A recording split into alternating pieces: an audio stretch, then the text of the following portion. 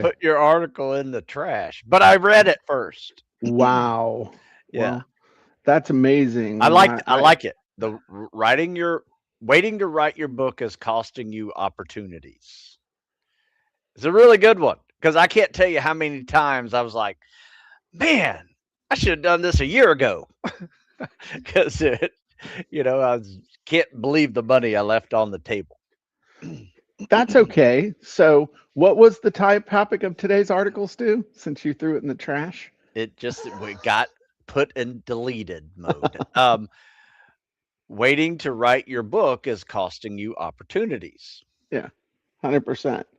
So Yeah. today, talk a little bit about that. Stu's referencing the article of the week, um, and I think one of the big things that one of the big myths that people believe, and we're going to address this on the webinar that we're doing tomorrow. You can scan the QR code um, up there on the screen, and we'll throw the URL in at some point.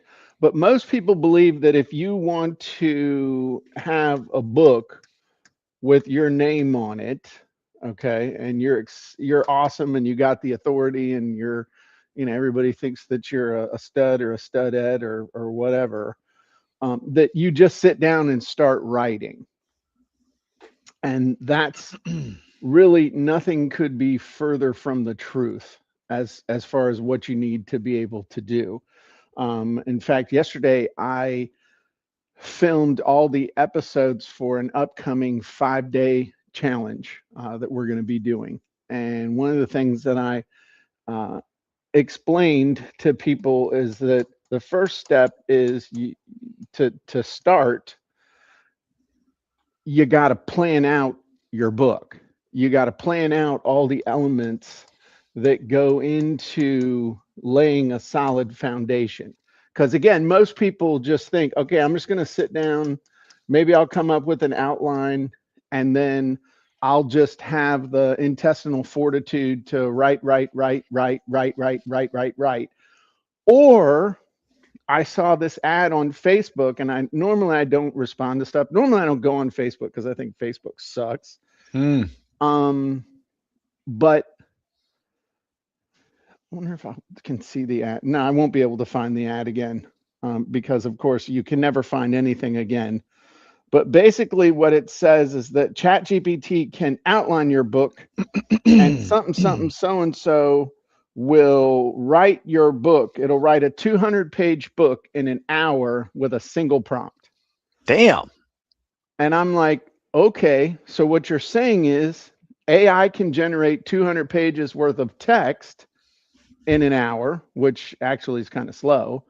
Uh, but you're going to put your name on 200 pages of crap Hmm. that an AI bot spit out, and you're going to expect that people are actually going to take you seriously and that it's actually able to kick out a book that you deserve some sort of authority or recognition from. Now, I'm not talking about all that Kindle Cash bullshit where it's throw up 1,000 books on Kindle, even though I think they limit you to 3 a day now because people were just churning Wow. out total crap.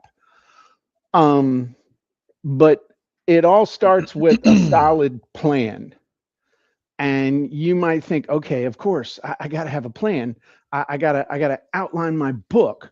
Well, here's the thing: outlining your book is actually the sixth step in a proper plan. That's actually step number 6. There's a Hmm. whole bunch of stuff that happens before that. And that's the stuff we're going to be talking about on the webinar that I'm doing tomorrow, on the push button book plan webinar. But I will tell you what the number one is, Stu. Okay. Do, All do right. you do you want to know what the number one? Actually, this is number 7. Hmm. I was wrong. What do you think the number one part of your plan should be for writing your book, Your putting together your audience. plan? Who you writing for? That's actually number 2. Oof. I Okay. guess like what's your topic? What's your title? Well, No, actually, no. your topic and your title is number 4. Dang. I'm all out of whack. All right. The number one most, and then I'm not going to keep revealing these because then it's, oh, I don't have to show up tomorrow. Actually, I have a Mm, couple cool tools I'm going to be showing you too. But it's your why. Why are you writing the book, and why would they buy it? okay. Now, why do you think that's important? Because writing a book, even if you're using tools like what we have to help you bust it out in a week or two, where it's still your book, it's your stories, it's your ideas, all that stuff. What's the number one thing you tell guys to know before they head off to any kind of selection like buds or anything like that? Yeah. Why are you doing this? Right. And why is why so important? Because I think you need two things to be able to do just about anything, Hmm. right? You need desire and you Hmm. need ability, Okay. right? And why are you doing this is going to answer, your desire why you're doing this. Sure. How bad do you want it? Okay. But it's also going to keep you from doing what? It's on your t-shirt. The t-shirt you sell Never everybody. quitting. Right. Yes. And what's the key element of never quitting? Knowing your why. Knowing your why, having a strong Yeah. enough why that when it's like, oh, I'm tired, I worked like 6 hours today Ooh. on my computer in this climate controlled space. I want to go watch 5 hours of television and call it relaxing. Hmm. You mean you want me to give up half of my Saturday to work on my book that's going to build my business, Jim? You're mean. Um, and what's more important, desire or ability? Ooh. Oh no. I kind of put them in like in a 50-50 thing. Like you need some ability to do this, I but you also understand. you also need the desire to You do it. ever I seen a think kid who had no business making it through buds make it through buds? yes. And he Okay. had pure desire. Okay. Yes. So in my mind, desire is much more important than ability, I give you that. especially if you have a plan and belief. Yeah. Okay. Yeah. So Because you so can have all maybe the ability in the world and no desire, and you're not getting it done. So well, yes, and I would I think agree. belief kicks in here too. You ever seen any kids that were complete and total physical studs that quit the first week of buds? Absolutely. That's where I was Why? going. Yep. Because they lack desire. They didn't have the desire. They didn't They believe that believe, they yeah. could make it through the next 6 months. Yeah. So this is the number. Why do you want to write a book? And then to a lesser extent, why would somebody buy it? Which really comes down to your topic, all that good stuff.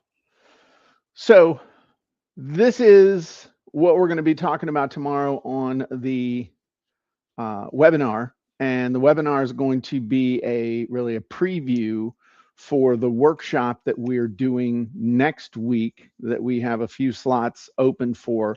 I'm delighted that we've sold a bunch of slots, and I had a number in my mind of the total that I wanted to have in there because it's a live Zoom workshop with me leading it for 3 days Mm. or 3 afternoons. Um, and so to be honest with you, I'm not going to push it that hard because I've already pretty much almost got the number in my head of what I wanted. So if it's something that you think you'd be interested, having me help you plan out your book in a small group setting on Zoom over 3 afternoons, I would encourage you be on that webinar tomorrow to get the details and don't wait because it's coming up quick and it's limited spots. Okay, so the reason why the plan is so important is when you get everything in place, then it creates this greased chute that makes creating the book inevitable and a whole lot more effortless. because pretty much all you have to do is have the right strategy to bust out all your chapters and then get it published. So the big thing with your plan is knowing why, understanding who you're going after, your topic or title, who you are as it relates to that, and then where this whole thing is going. Because the other thing is, and I will tell you that the last part of this, okay, the number 10 in your plan is actually your 12-month plan for where this is going, because it isn't just like Stu talking about dudes wanting to be in buds and be a Navy SEAL. Understanding in the short term while you're there is important, but then seeing the long term view of where you're going is going to give you the ability to stick with it and to have that vision and not get caught up in that short term stuff. That was Mm-hmm. my big thing that I really struggled with in college. Was I never saw the big picture of my whole job was to make it through today so that I could graduate. And so I was always focused in on what a pain in the ass today was and how this semester was dragging on forever. And so college kind of sucked. But if I had been focused on or understood that the whole purpose of all the stuff that I was dealing with was to make it to graduation day, then my attitude would have been different towards what I was doing. I would have seen the end Mm. as opposed to just being mired in the short-term BS.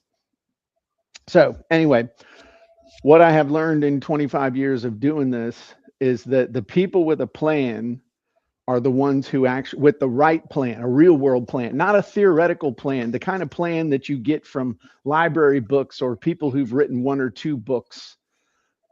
It's a plan from somebody who's been in the trenches doing this for 2.5 decades, helping other people do it. Actually, doing it myself for almost 3 decades. Yeah. Because I published my ebook in '97, Mm. but this is what it takes, the whole picture. That's the complete plan. So that's what we're going to be talking about tomorrow. Y'all can scan the QR code right up there and you can register for the webinar. What's your plan when you're writing a book, Stu? He's like, I don't want to answer that question. My plan Mm-hmm. is who am I writing it for? What am I changing with the things that I already have? How Mm-hmm. is it different? So I try to have a differential part, differentiating piece to this book that makes it stand out from the other 40. So I have to do that when you write that much. All right, let's do that again. Who is Like, this for? yeah. How is it different? Yes.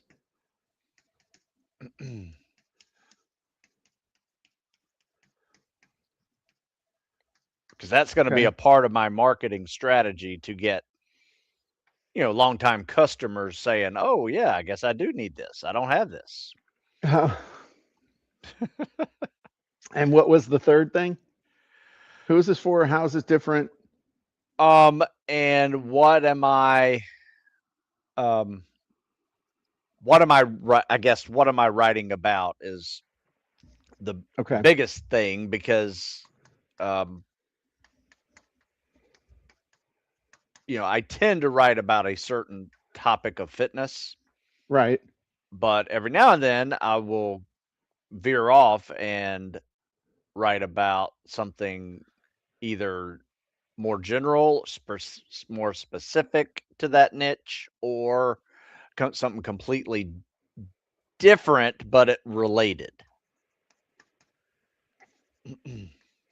So you make a great point. This is what I'm hearing.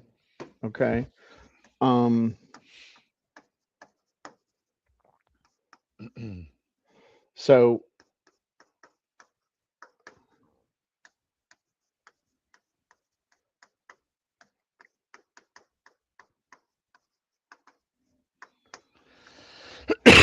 so this right here is $1 million advice. I need to zoom in on this because you're instinctively doing something that a lot of people totally screw up. Okay. Because you've heard me say this before, the number one way to fail is to take a new product to a new audience that doesn't know who you are. Hmm. To invent something and then go in search of an audience.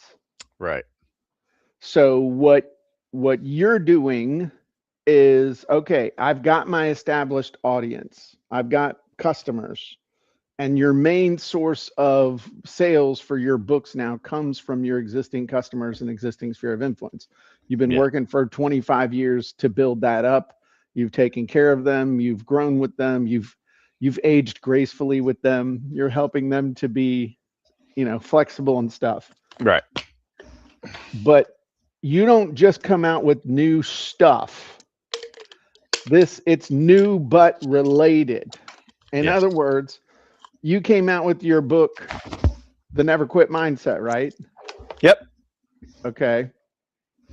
But that was related to all the stuff you had been teaching. What the hell are you eating? You Gummy. bring enough for everybody? It's a vitamin gummy. Hmm. It's new but related. You'd been teaching tactical fitness for 15 years or so, and then you decided to do what? Start teaching people about M Um, word. mobility. Hey, look at you. There you All right, mobility. That was about 10 years ago was when you started doing mobility, introduced go. Mobility Day. I liked it because I was getting tired of getting beat on 6 days a week. Yeah. I'll be just being real. Hey. Yeah. Okay, new but related. What you didn't do was come out with Stu Smith's cookbook. Hmm. You didn't come out with Stu Smith's guide to beagle breeding. You didn't come out with Stu Smith's guide to woodworking or lawnmower repair. Okay, True. that's the key. Once you got an audience, you come out with new stuff that's related to the stuff they know you for, trust you for, and are paying attention for.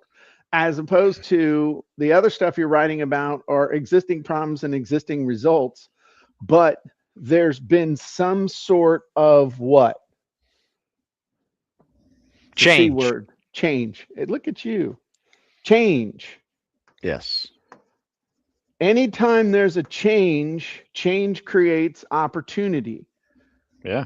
People look at change and they freak out and, this sucks. Why can't stuff stay the same? If everything stayed the same, there'd never be an opportunity for any of us. I learned that when I was in the mortgage business. When I started in the mortgage business in 1991, there was a big change to the way that FHA mortgage insurance was calculated. It was a huge pain in the ass for people to understand.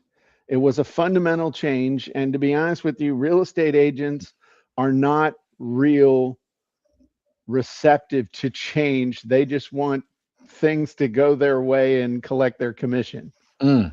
So this affected a lot of, I would say 20% of all the transactions that were going on in Williamsburg at the time.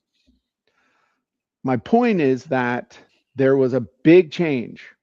So what I did, instead of going out and competing with people trying to get the same loans, that there were other people who'd been in the mortgage business longer than I had been alive that these people knew, what I did was I sat down and I learned all about how to calculate these things with FHA and how to qualify people for an FHA loan.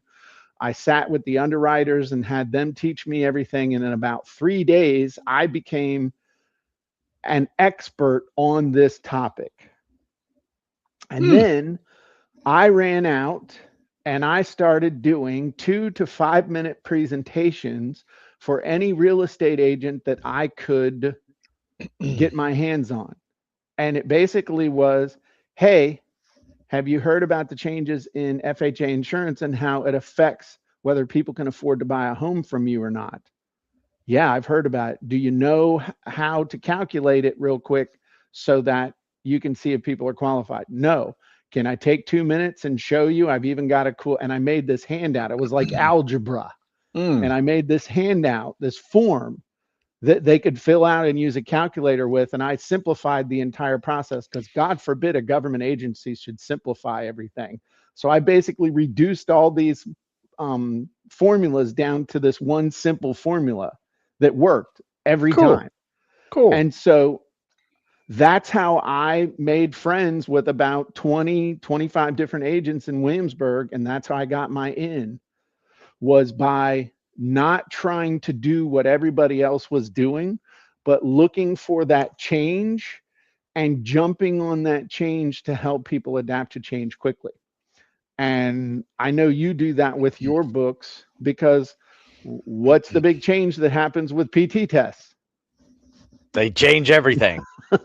Right, They change the name, they change the standard, they change the exercises. right. Yeah, yeah, And that means somebody has to change their whole approach to training for this thing, yeah. which means they need a new Book book. That's right. or a coaching plan. Or a coaching program. Yeah, So I did rearrange the way you gave me the questions, because it's who is it for, what am I writing about, and how is it different? that's great. Okay. And then I think some sub questions in, what's changed to make this necessary and not just me too, because that's a lot. There's a lot of me too stuff out there, which is fine. But what people do is just they do a me too book or they do a me too something. Mm, But what's missing is the story. What's missing is their story. Yeah, there are plenty of books out there on how to write a book, but none of them have my story in it. None of them have my story of how I wrote my book, took 4 years to do it, realized that I was doing it all wrong, embarked on a whole lifelong journey of figuring this out. Along the way, have helped countless authors do it themselves as well. My story is what matters. There are a bunch of different copywriting books out there in the world, right? You yeah. know, my book sold into the six figures. Okay. Why? Because it had a story and it had my experience baked into it. There are a lot of books out there that teach you how to do a push up. True. Okay. But Stu's a best selling author of many different fitness books. Why? Because he's Stu Smith. Mm. What's it like to be Stu Smith? Just an old man trying to stay relevant, Jim. That's not true. In fact, I Um, got a good quote for you from an army general, uh-huh. General Shinzeki. If you don't Hmm. like change, you will hate irrelevance. If you don't like Mm. change, you will really hate irrelevance. So that's one of them. Was he into whole Zen thing? You know, I don't know. He was just evolving with the times, Jim. That's because technologies in the 2000s, 2005s were blowing up. there you go. He was figuring it out. I had a couple of quotes that I really liked. That one of them was really made you think. The Zen and peace you find at the top of the mountain is the Zen and peace you brought with you. Ah, I like that. I thought that was a good one. That's yeah. Maybe when you get older, you appreciate those kind of things. What's up, Paul? What's up, Dave? Vicky, C. Ray. All right. Um, so why do you think the who's it for comes first? Why do you think that matters? Well, I mean, why are you writing a book in the first place? You want somebody to read it, Sure. and that's going to help you narrow down who you're writing it for. Just like if you're giving a presentation, who's your audience? When I had teachers that were grading my writing, I knew Mhm. who my audience was. Yeah. I did a little in-depth little research of the background of the person just to make sure I was like hitting all the right points that would make that teacher be, Make you that know, teacher happy. happy. Yes, and like my writing, because I learned that through mistakes. Like I remember one time, and I was the type of kid that teachers, English teachers, would read my essays to the class. Hmm. They're like, "I want you to read this," or "I want you to listen to this," and I was wearing a football jersey, played football, and I think I was just, you know, uh, wasn't the typical English student, You were the Renaissance jock. I guess. But anyway, they liked my stuff. But this one English teacher did not, because Really? I wrote about football, and and I just happened to write about it, how much it means to me, and it gets me to school, and it makes, it helps me work harder. And, you know, there was a comment that like I got the C on on this English paper, and the quote was, "Why even come to school if it's football?" I'm like, "Huh, okay." I don't know. It was just one of those comments. I'm like, okay, I need to start figuring out who I'm writing for. Right. And that was ninth grade, Jim. Been doing it ever since.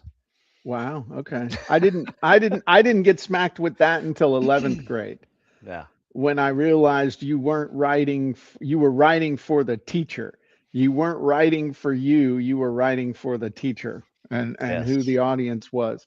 And I learned that about speaking too, Yeah. because, and I'll never forget, I was, my 11th grade history teacher was a real great mentor of mine. She took me under her wing and like really helped me have a love for history, and was a real advocate for me. And I was a teacher's pet. I used to go get her coffee every morning and would go in and talk with her on break. I didn't care. I thought she was really cool. She's why I majored in history, even though my mom majored in history in college too. She was the one that really, I was reading my mom's history books just for fun, but then my history teacher was the one who inspired me to want to really go major in history. Hmm. Anyway, she nominated me to go to the governor's school. And the high school that I went to, there were about 6,000 kids in the high school. So in my class was the smallest one, had like 800 kids. So anytime there was anything for that, it was always a competition. So just because you got nominated to do something, then they usually had, you had to give a presentation, you had to write a paper, you went up, everything was a freaking competition just to Mm. get to the competition. So we had to give a speech in order to in order to them to decide who was going to get to go. And I gave my speech. There was a thing in the news about a teacher in the Fairfax County school system who had done something wrong. And we'll just leave it at, you can guess what he might have done wrong with a student. Mm. And I spoke for 5 minutes as to why he needed to be fully prosecuted by the law and all this other stuff, and needed to have an example made of him. Not the right topic for a panel of teachers.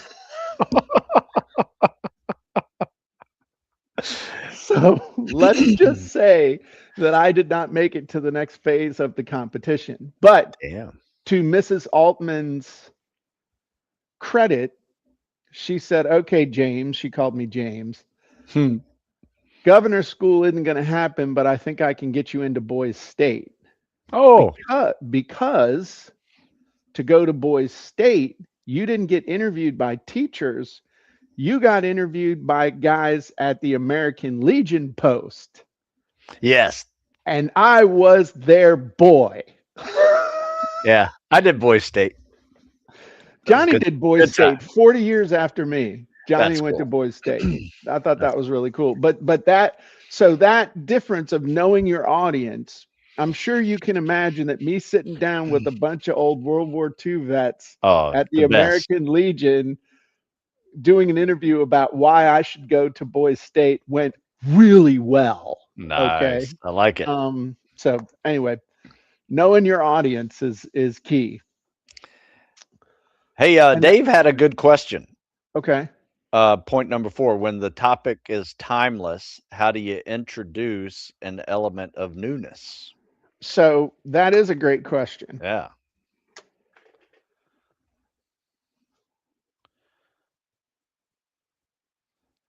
I think I will give you, well, one way is with examples. Matt, so that's the number one way is with examples of how it applies in today's world. Another way is with stories, new stories. And right to go along with that are experiences. So basically all the soul stuff, stories, observations, unique perspective, lessons learned, that's what introduces an element of newness to anything. Hey, for example, all the principles in this book, dude, they've been around since before I ever said these from the Sears catalog. People were doing stuff, Timeless. timeless stuff, but giving examples of, hey, this is what happened when I did this on this website, or when I did this in this mail that came out, or I did this. These are the words that came out of my mouth the other day on a podcast. Yep. So principles are timeless, but examples are timely. Yeah. That's why you see people kind of, that's why I say the minute you stop doing it is the minute you start to become irrelevant, Yes. because all of your examples are from 30 years ago, not 30 days ago or 30 minutes ago or even 3 years ago. Right. And so the way you make it relevant or element of newness is doing it, applying it, seeing it in different scenarios, and that's what you can share with people. That's a really good question, Dave. It is a great question. Another one is too is just technology changes it. You can have a timeless topic, but now, remember when we came up with this podcast idea? Did we change anything that we teach? I mean, we're teaching the same things. It's just a new method to get the word out there. Yeah. Yep. And I think also, you look at like copywriting or content creation and AI. I can go to ChatGPT right now. And in fact, let's do this, Stu. What the hell? We're gonna we're gonna go over to ChatGPT and I'll do a new chat, sanitize this a little bit. And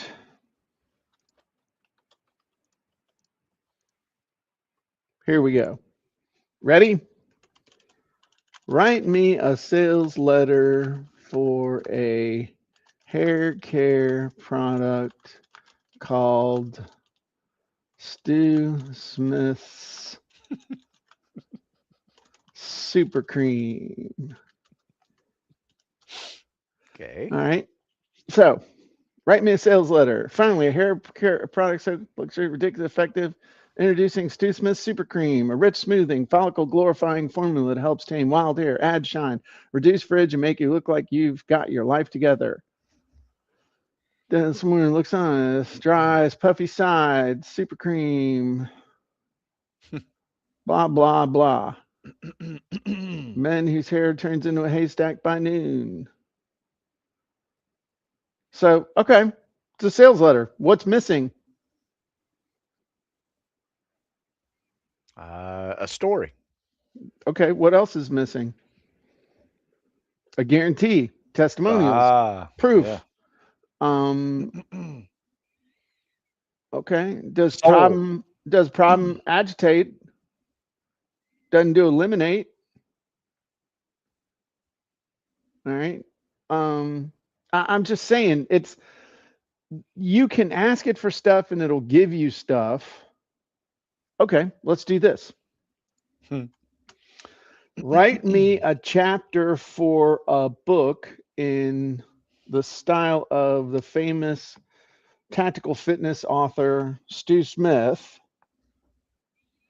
And the title of the book is Unstoppable Mindset. And this chapter is about how picturing yourself being successful and visualizing is the key to intestinal fortitude. Mm. All right, here you go. So, oh, chapter 7. Your brain works from pictures, Stu. Tough people rehearse victory. Do you see how it's writing it though? I mean, it pain picture versus purpose picture. Hmm. See yourself respond, see the challenge, see the outcome. When you fail, what Steve Smith would tell you. Hmm. Eh, Looks like it's writing a poem. that's what I was that's what I was Yeah. getting at. It looks like a poem. Like, oh, Yeah. that's because you're not prompting it right, Jim. Let me tell you something, Scooter. My happy little ass can prompt with the best in the world. Okay. Don't you worry about that. But even if I had a 2,000 word prompt here, unless I'm giving it the actual content that I want it to turn into the chapter for me, it's still just AI slop.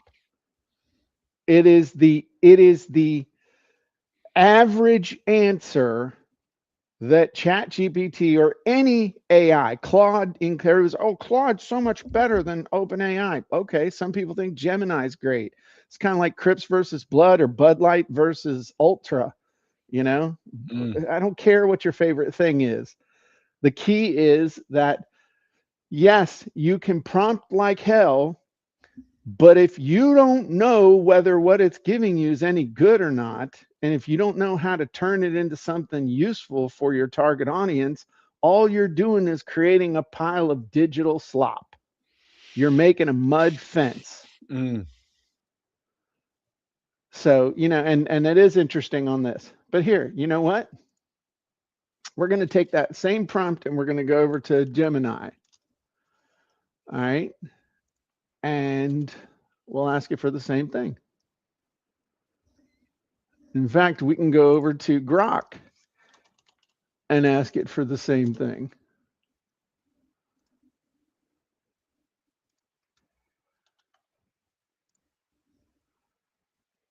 High demand. Please try again later. Okay, well, the mental rep.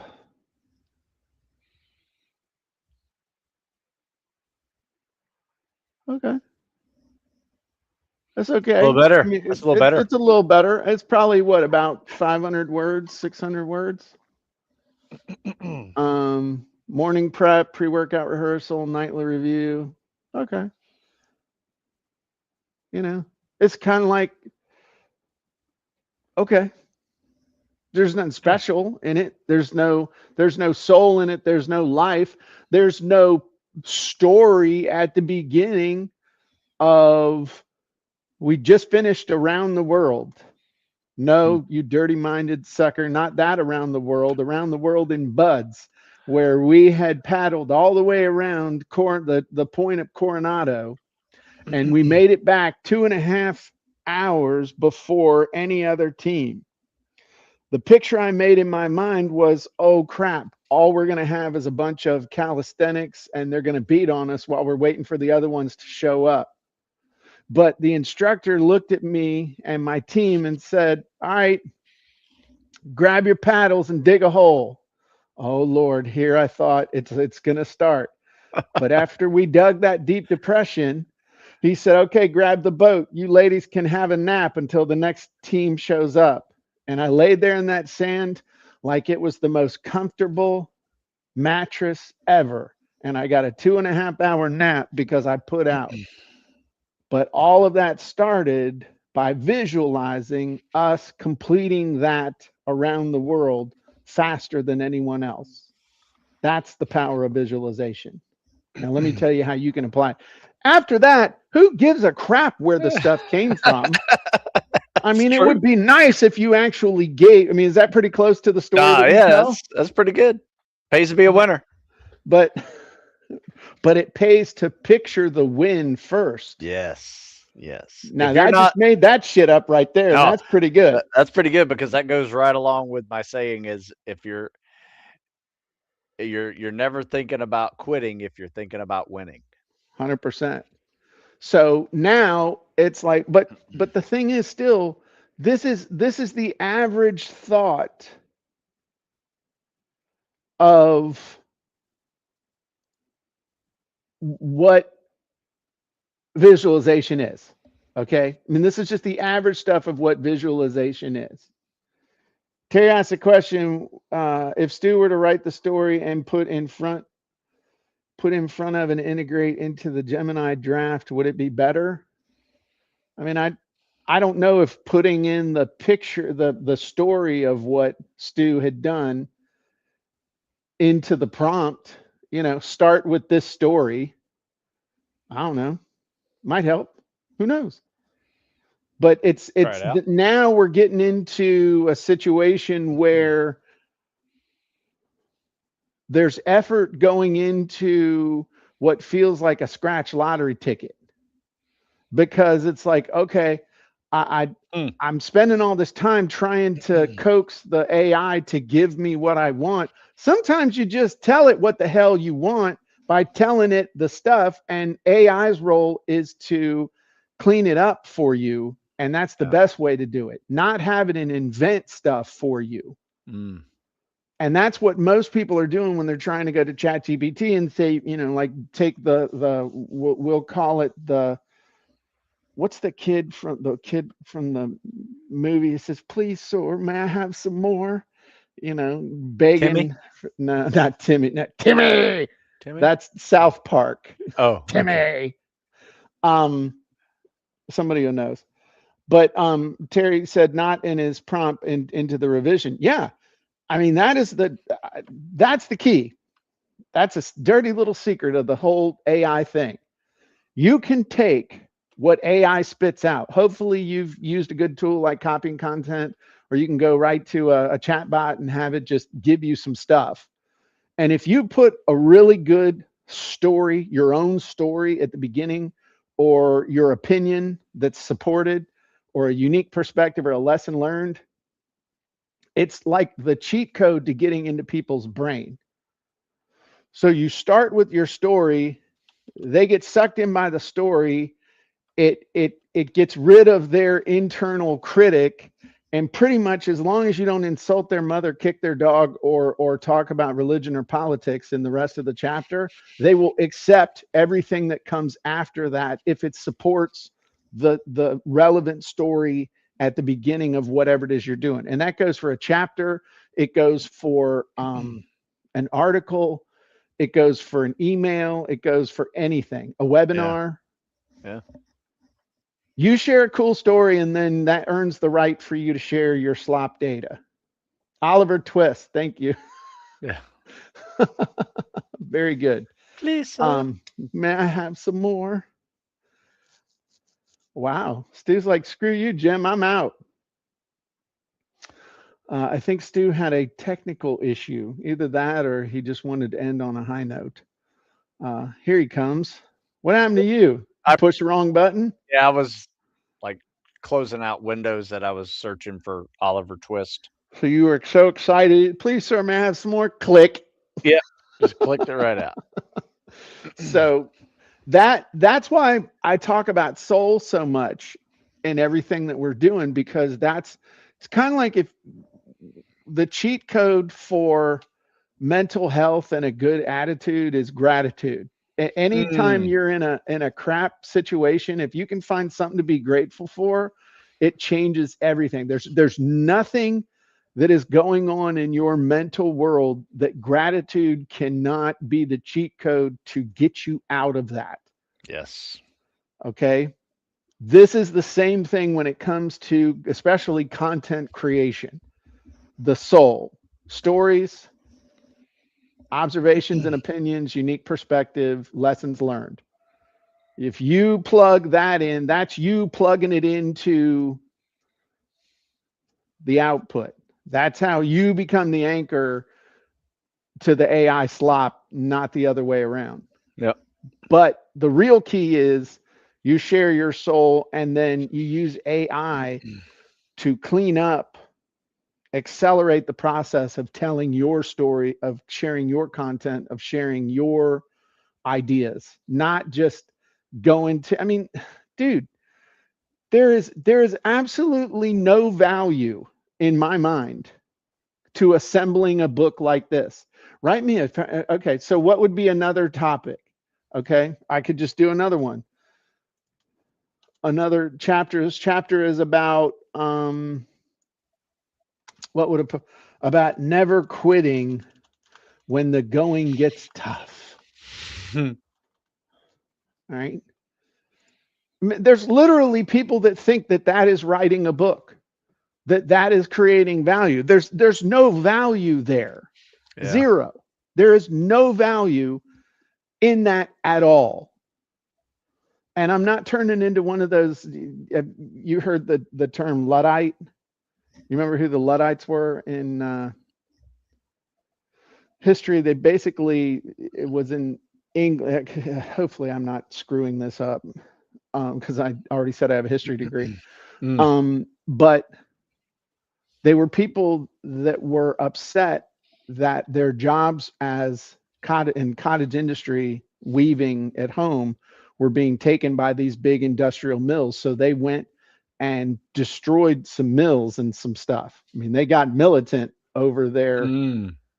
ire around technology. That's not me, but embrace the suck, the tactics of never quitting. I didn't tell them that. So muscles are screaming, brain is begging, anatomy of the quit. Mm. So if we can quit demon doesn't usually announce itself. It's quiet, rational Hey, sounding voice that's trying to negotiate with you. Sounds like you gave it a good shot. it found my quit demon article. Did it? Yeah, that's Okay. what I write about the quit demon all the time. Yeah. Okay. Could it be Satan? Um, so I mean, you could literally sit here and in about 2 hours, if you had a little outline, Gemini could write a basic ebook for you. Yeah. So what? Right. I mean that it's like okay, so AI wrote a book for you. Are you invested in it? Are you in it? Can you teach from it? Does it make you a real author or are you just a fraud? How do you feel about that book? How would you feel if people found out that's how you wrote your book Oh that you're yeah. standing on stage trying to be an expert with? Now, I'm not saying that AI is bad. I'm just saying, do you want to use AI to amplify and accelerate your journey, or do you want it to use it to replace you? Plus, it's not your stuff. It's just like this thing. So anyway, I'm not sure how the hell we got on that, but it was just fun. Yeah. But there's and it's only going to get AI is only going to get better at giving you more with less. But part of the reason is because AI is enabling people to not have to think. But if you still want to create something that's going to make a difference in the world and something that's going to be cool, AI is a tool, but it's not a replacement for your experiences, your stories, all that stuff. Because ultimately that's all that people really want. They want a Mhm. human connection. They want to know that this works and they want to know that it worked for a real person. Or maybe I just need to retire and I'm done. What do you think, Stu?